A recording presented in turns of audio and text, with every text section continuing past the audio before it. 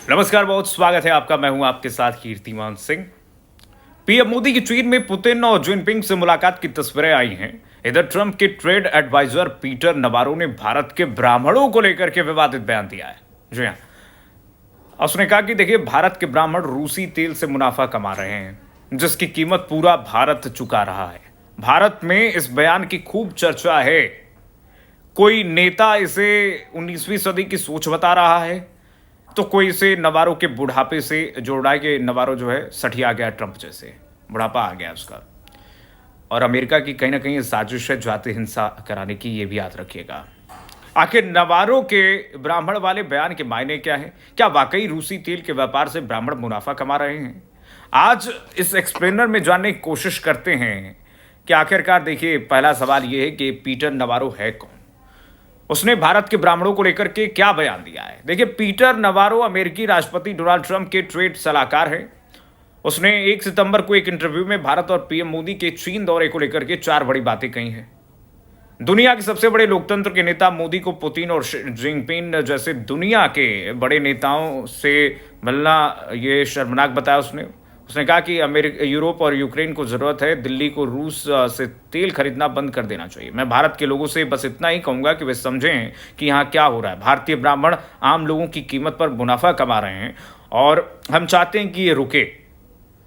भारत रूस से तेल खरीदकर उसे यूक्रेन पर हमला करने के लिए पैसे दे रहा है, इसलिए सबसे ज्यादा टैरिफ झेल रहा है। इससे रूस और अमेरिका को नहीं बल्कि आम भारतीयों को नुकसान हो रहा है। ये बात उन्हें समझना चाहिए। नवारो ने भारत को रूस की धुलाई मशीन बताते हुए कहा कि भारत न सिर्फ व्यापार असंतुलन बढ़ा रहा है, बल्कि ऐसे गठजोड़ भी मजबूत कर रहा है जो अमेरिका के खिलाफ, ट्रंप खिलाफ है। और देखिए, कुल मिलाकर के कहा जाता है कि पूर्व राष्ट्रपति बिल क्लिंटन और बराक ओबामा के भी अनौपचारिक ये सलाहकार रह चुका है। और सवाल नंबर 2 ये है कि क्या भारत में ब्राह्मण समाज के लोग व्यापारी वर्ग में सबसे आगे हैं क्या, कि वैसे ही ये बयान दे रहा है।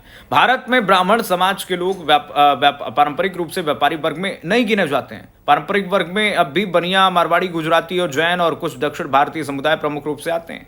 बनिया समुदाय की उत्पत्ति राजस्थान और गुजरात से मानी जाती है, जिसके बाद ये देश का सबसे बड़ा व्यापारिक समूह बनकर के उभरा। अग्रवाल, खंडेलवाल, माहेश्वरी, ओसवाल इसी समुदाय से आते हैं। देश के प्रमुख उद्योगपति बिरला, अंबानी और अदानी भी इसी समुदाय से आते हैं। देश की जीडीपी का 12% के बराबर 28 लाख करोड़ की संपत्ति मुकेश अंबानी के परिवार के पास है, जो इस वक्त देश का सबसे अमीर घराना है। अडानी परिवार 14.1 लाख करोड़ रुपए की संपत्ति के साथ दूसरे स्थान पर है। सवाल नंबर 3, तो फिर नवारो ने ब्राह्मण के बहाने किस पर निशाना साधा है? देखिए, ऑब्जर्वर रिसर्च फाउंडेशन में सीनियर फेलो सुशांत सरीन कहते हैं कि पश्चिमी देश भारतीयों को लेकर के नस्लवादी सोच रखते हैं और ये कोई नई बात नहीं है। हालांकि नवारो ने ब्राह्मण शब्द के जरिए भारत के आर्थिक रूप से एलीट लोगों पर निशाना साधा है, जो रूसी तेल से कमाई करते हैं। इसके अलावा नवारो ने जताया कि उन्हें भारत के संदर्भ में ब्राह्मण शब्द का मतलब नहीं पता है और इसे इग्नोरेंस की आड़ में उन्होंने भारत में नस्लवाद को बढ़ावा देने की कोशिश की।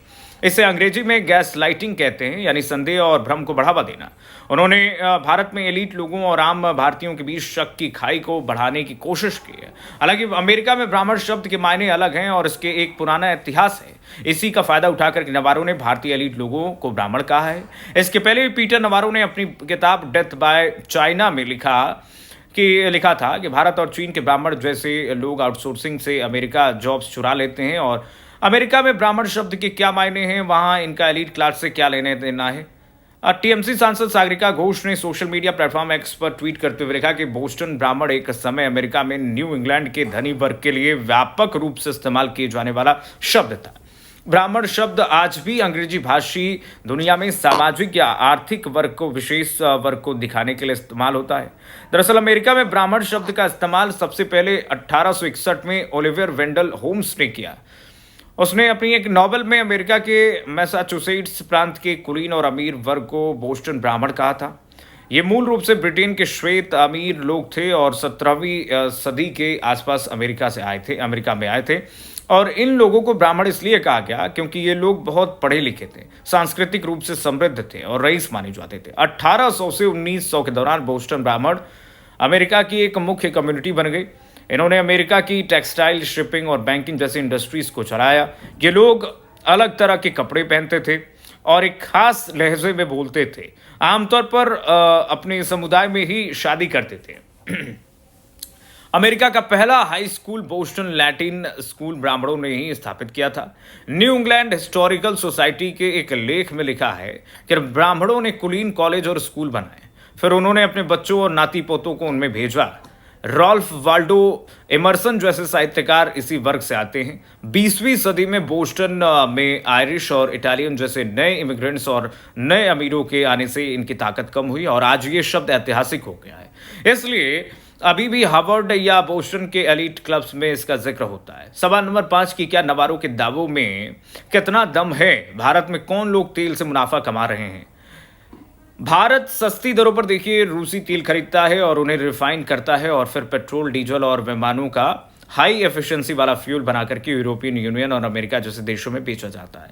रूस से कच्चा तेल खरीदने और रिफाइन करके बेचने में सबसे ज्यादा फायदा रिलायंस इंडस्ट्रीज और नारा ग्रुप को होता है। एनालिटिक्स फर्म केपलर के मुताबिक 2025 के पहले 6 महीनों यानी कि 24 जून तक में भारत ने रूस से 231 मिलियन बैरल कच्चा तेल खरीदा। इसमें से 45% तेल रिलायंस और नारा ने खरीदा। 2022 में रिलायंस अपनी कुल कच्चे तेल की खरीद का 10% और नारा कुल खरीद का 27% रूस से खरीदती थी। अब रिलायंस अपनी रिफाइनरी का 36% और नारा अपनी रिफाइनरी का 72% कच्चा तेल रूस से लेती है। 2024-25 में दोनों रिफाइनरीज ने $60 अरब यानी कि करीब 5 लाख करोड़ रुपए का पेट्रोलियम एक्सपोर्ट किया है। इसमें से $15 बिलियन का एक्सपोर्ट यूरोपियन यूनियन को किया जाना है। दोनों कंपनियों ने यूएई, यूरोप, अफ्रीका जैसे देशों की कई कंपनियों जैसे Aramco trading, Shell, BP, Exxon Mobil, Glencore, Vitol और ट्रैफिगुरा वगैरह को रिफाइंड पेट्रोलियम प्रोडक्ट्स बेच रहे हैं। अमेरिकी थिंक टैंक CSIS की रिपोर्ट्स के मुताबिक सस्ता तेल मिलने से भारत ने 2024 तक $13 अरब की बचत की है और इससे सबसे ज्यादा फायदा रिलायंस और नारा को हुआ। लेकिन आम लोगों के लिए तेल की कीमतें कम नहीं हुई। हालांकि सुशांत सरीन कहते हैं कि रूसी तेल से प्राइवेट कंपनियां ज्यादा फायदा कमाती हैं, लेकिन इससे भारत में रोजगार भी बढ़ता है। इस तेल की विदेशों में बिक्री से भारत में विदेशी पैसा भी आता है। साथ ही इन कंपनियों से मिलने वाले टैक्स के पैसे से सरकार वेलफेयर स्कीम्स चलाती है। सवाल नंबर 6, पीटर नवारो के ब्राह्मण वाले बयान पर भारत में क्या क्या कहा गया है? देखिए, प्रधानमंत्री की आर्थिक सलाहकार परिषद यानी कि EAC के सदस्य अर्थशास्त्री संजीव सान्याल ने एक्स पर लिखा कि नवारो का बयान बताता है कि अमेरिका के बौद्धिक वर्ग में भारत के लिए किस तरह के पूर्वाग्रह हैं। यह सोच सीधे तौर पर 19वीं सदी के जेम्स मिल जैसे औपनिवेशिक लेखकों के जैसी है। शिवसेना UBT की राज्यसभा सांसद प्रियंका चतुर्वेदी ने कहा कि पीटर नवारो का पतन बुढ़ापे के चरम स्तर पर पहुंच गया है। कांग्रेस नेता पवन खेड़ा ने भी पीटर नवारो की विवादित टिप्पणी पर कड़ी आपत्ति जताई। उन्होंने कहा कि अमेरिका को इस तरह के निराधार बयान नहीं देना चाहिए। वहीं कुछ लोग नवारो के बयान का समर्थन भी कर रहे हैं। कांग्रेस नेता उदित राज ने कहा कि मैं पीटर नवारो से पूरी तरह सहमत हूं कि रूसी तेल की खरीद से ब्राह्मणों को फायदा हो रहा है। भारत में कॉरपोरेट घराने बड़े पैमाने पर ऊंची जातियों की ओर से चलाए जाते हैं। सुशांत सरीन कहते हैं कि नवारो के बयान का समर्थन करने वाले एक खास वर्ग को इसमें निशाना बनाया जा रहा है। बीते कुछ सालों में भारत में एक तबका विदेशी ताकतों के समर्थन में राजनीतिक बयानबाजी को हवा देता आया है। सवाल नंबर 7 कि क्या पीटर नवारो के बयान से भारत अमेरिका के तनाव पर कोई असर पड़ेगा?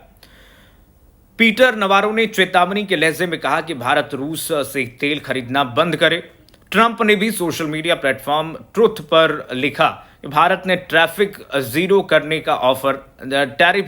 का ऑफर दिया है, लेकिन बहुत देर हो चुकी है।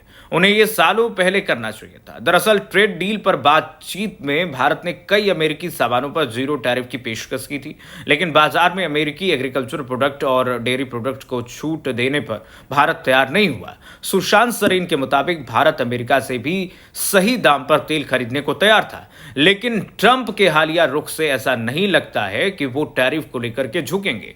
भले ही इससे अमेरिका का ही नुकसान ज्यादा है, क्योंकि भारत और चीन के बीच व्यापार बढ़ाने पर सहमति बन सकती है। सुशांत के मुताबिक हमें अमेरिका और चीन दोनों से ही ट्रेड में बैलेंस रखना होगा, क्योंकि अमेरिका से पूरी तरह अलग थलग होना भी हमारे लिए मुश्किल ही है। तो कुल मिलाकर के जो नवारो कह रहा है, सच में वो एक आपत्तिजनक बयान है और भारत में जातीय हिंसा, जातीय द्वेष फैलाने के तहत